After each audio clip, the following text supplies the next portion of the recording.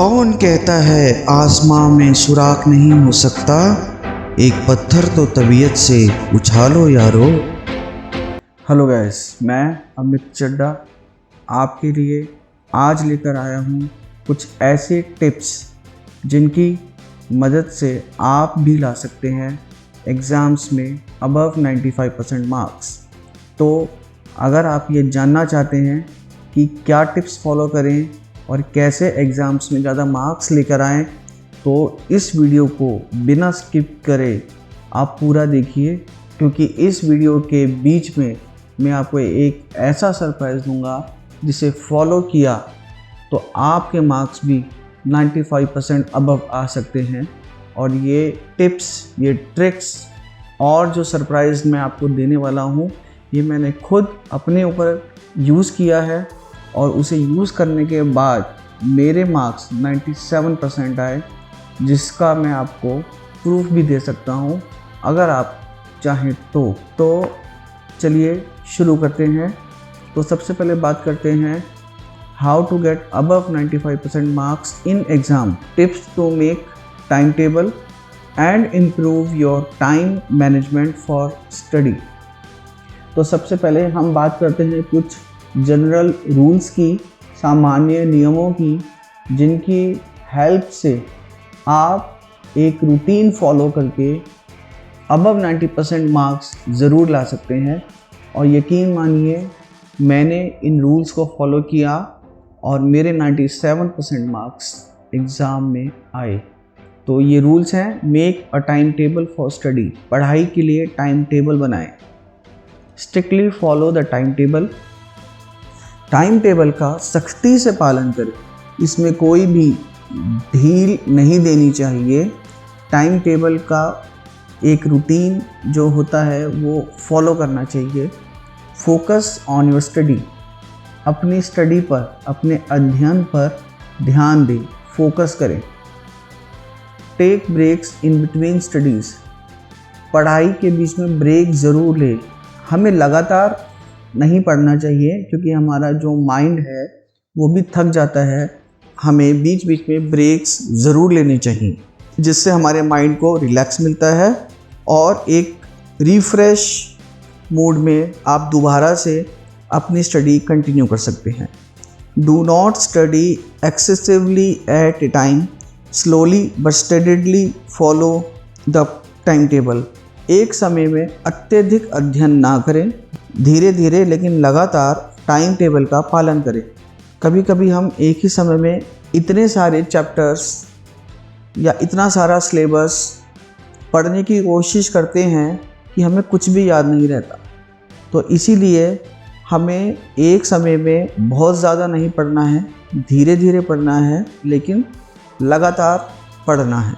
Revision is the most important part of the study. Revise what you have studied after a couple of days। Revision अध्ययन का सबसे महत्वपूर्ण हिस्सा है। कुछ दिनों के बाद आपने जो पढ़ा है उसका रिवीजन करें। फॉर एग्ज़ाम्पल, जैसे कि मैंने 5 दिन अपने सिलेबस पढ़ा, तो 6वें दिन मैं उन 5 दिनों में जो पढ़ा है उसका रिवीजन करूँगा। रिवीजन बार बार करने से आपके माइंड में आपका सिलेबस, आपने जो याद किया था, आपने जो पढ़ा था, वो धीरे धीरे स्टोर होना शुरू हो जाएगा। अगर आप रिवीजन नहीं करेंगे तो आपका जो भी पढ़ा हुआ मटेरियल है, जो भी आपका सिलेबस है, वो आपको आसानी से याद नहीं रहेगा। किसी चीज़ को बार बार करने से या किसी भी चीज़ को बार बार पढ़ने से ही वो याद होती है।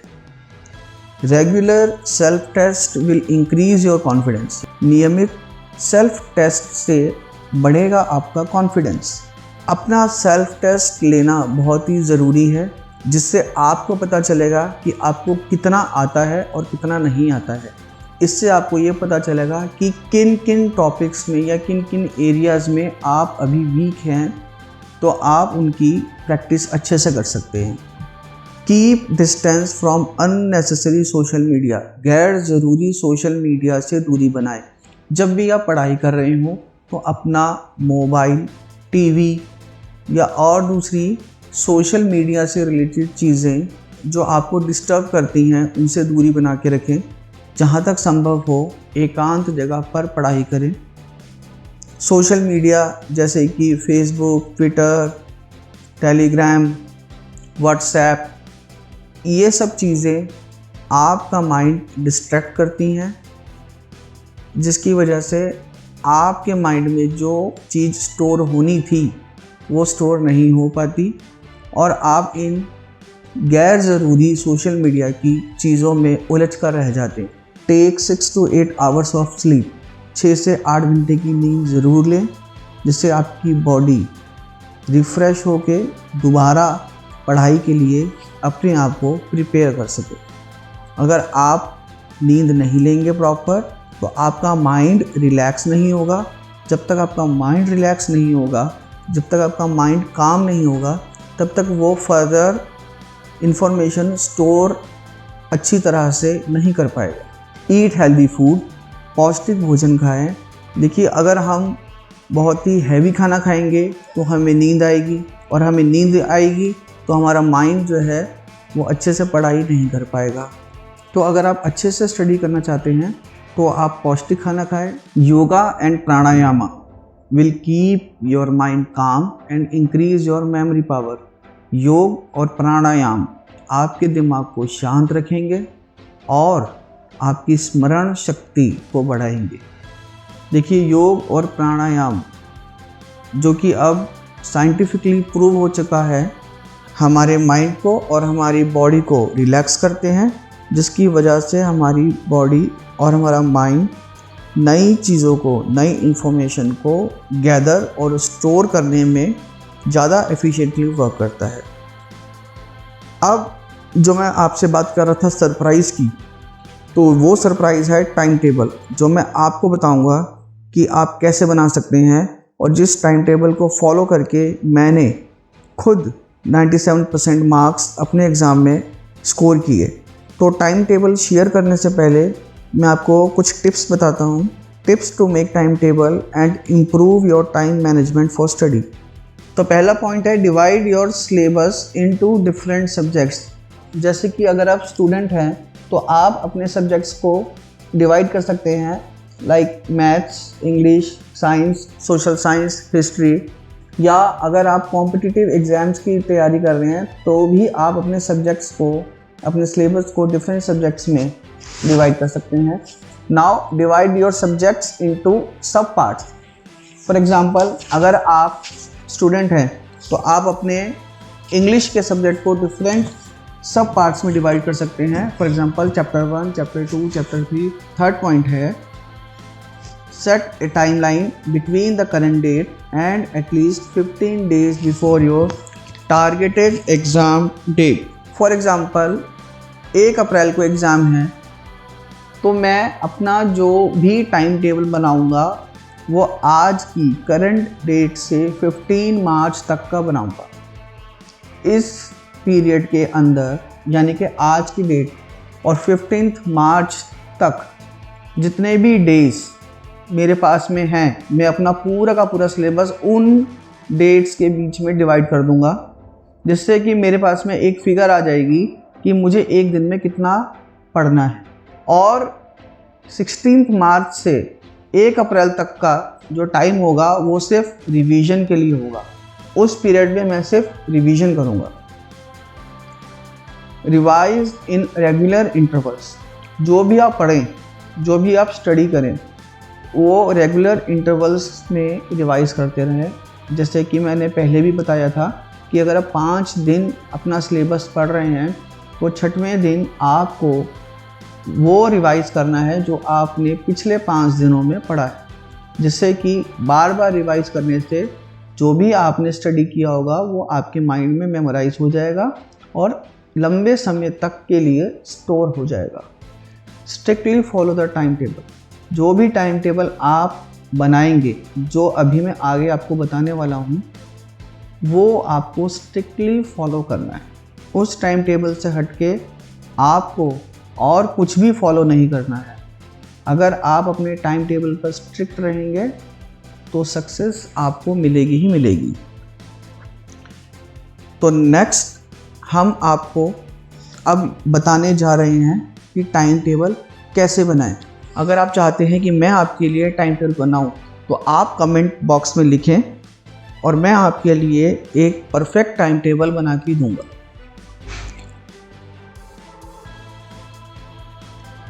तो गाइज़, यहाँ मैंने आपके लिए ऑलरेडी एक टाइम टेबल बना के रखा है। ये टाइम टेबल मैंने 1 अप्रैल तक बनाया है, जिसमें 15 मार्च तक मैंने सिलेबस कंप्लीट करना है और उसके बाद मेरा सिर्फ रिवीजन होगा। तो यहाँ सबसे पहले हम एक डेट का कॉलम बनाएंगे। डेट के कॉलम के नेक्स्ट डेज का कॉलम है, जिसमें मैंने ऑलरेडी एक फॉर्मूला लगा रखा है। तो जैसे ही आप डेट चेंज करेंगे आपके डेज ऑटोमेटिकली चेंज हो जाएंगे। इसके बाद सब्जेक्ट 1 जो आप अपने अकॉर्डिंग चेंज कर सकते हैं, subject 2, subject 3, 4, 5, 6, 7 and so on. आप कितने भी सब्जेक्ट इसमें ऐड या डिलीट कर सकते हैं। हर सब्जेक्ट के बाद में हमने एक कॉलम दिया है TAT met. TAT means turn around time, simple language में टारगेट मेट और नॉट मेट। अगर मैंने एक स्पेसिफिक डे में ये चैप्टर पढ़ा है तो मैं इस पर यस करूँगा, जिसका कलर होगा ग्रीन। और अगर मैंने वो चैप्टर नहीं पढ़ा है तो उसका कलर होगा रेड और उसमें रिमार्क्स होंगे नो। इस तरह से आपको 1 गो में पता चल जाएगा कि आप अपने टारगेट में कितने सक्सेस हुए हैं और कितने नहीं, या दूसरे शब्दों में कहें कि आप अपने टाइम टेबल को कितने रिगरसली फॉलो कर रहे हैं, कितने सिंसियरली फॉलो कर रहे हैं और नहीं। तो यहाँ पर आप अपने चैप्टर्स को या अपने सिलेबस को एंटर कर सकते हैं और जब भी मेरा एग्ज़ाम होना है उससे एटलीस्ट 15 डेज़ पहले मुझे अपना सिलेबस कंप्लीट करना है और 15 डेज़ मुझे रिवीजन के लिए रखने हैं। जहाँ पे मुझे अपना सिलेबस एंड करना है वहाँ पर मैंने उस डेट को हाईलाइट कर दिया है, जिससे मुझे मालूम रहे कि इस डेट को मेरा सिलेबस कंप्लीट होना है। तो ये शीट मैं आपको शेयर कर दूँगा, जिसकी मदद से आप अपना टाइम टेबल बहुत ही ईजिली बना सकते हैं, या आप मुझे कमेंट कर सकते हैं, मैं आपके लिए एक परफेक्ट टाइम टेबल बना के दूँगा। और हाँ, अगर आपको मेरा ये वीडियो पसंद आया हो तो प्लीज़ इसे लाइक कीजिए, मेरे चैनल को सब्सक्राइब कीजिए और अपने फ्रेंड्स के साथ शेयर कीजिए, ताकि आपको आगे और इसी तरह की कुछ टिप्स ट्रिक्स वीडियोस मिलती रहें। Thank you very much.